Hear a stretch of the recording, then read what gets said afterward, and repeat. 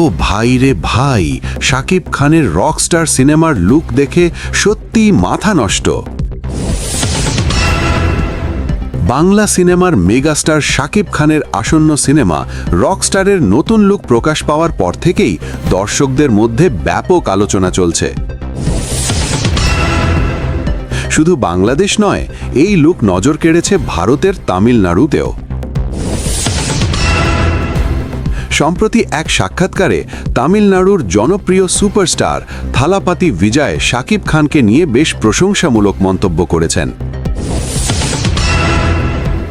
থালাপাতি বিজয় বলেন, শাকিব খানের মতো একজন অভিনেতা এত দূর আসতে যে পরিমাণ পরিশ্রম করেছেন, নিজেকে যেভাবে প্রমাণ করেছেন, তা সত্যি গর্বের বিষয়।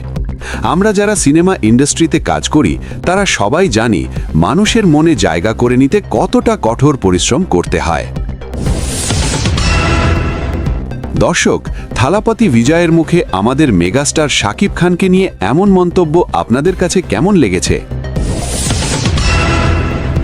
অবশ্যই ভিডিওর কমেন্ট বক্সে জানাবেন। এদিকে জানা গেছে, শাকিব খানের রকস্টার সিনেমার শুটিংয়ের প্রথম ধাপ মালয়েশিয়াতে সফলভাবে শেষ হয়েছে।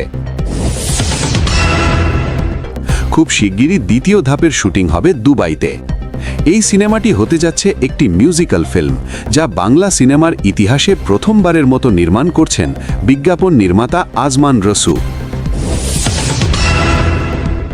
পরিচালক আরও জানিয়েছেন, এই সিনেমায় থাকবে নতুন বেশ কিছু চমকপ্রদ গান, বিশেষ কিছু ক্যামিও চরিত্র, যা দর্শকদের সত্যি অবাক করে দেবে।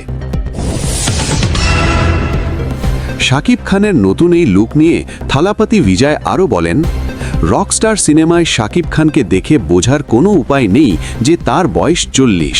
একদম ইয়াং জেনারেশনের একজন অভিনেতার মতোই লাগছে। দর্শক হিসাবে আমরা সবাই চাই রকস্টার সিনেমাটি বাংলা সিনেমার ইতিহাসে নতুন রেকর্ড গড়ুক।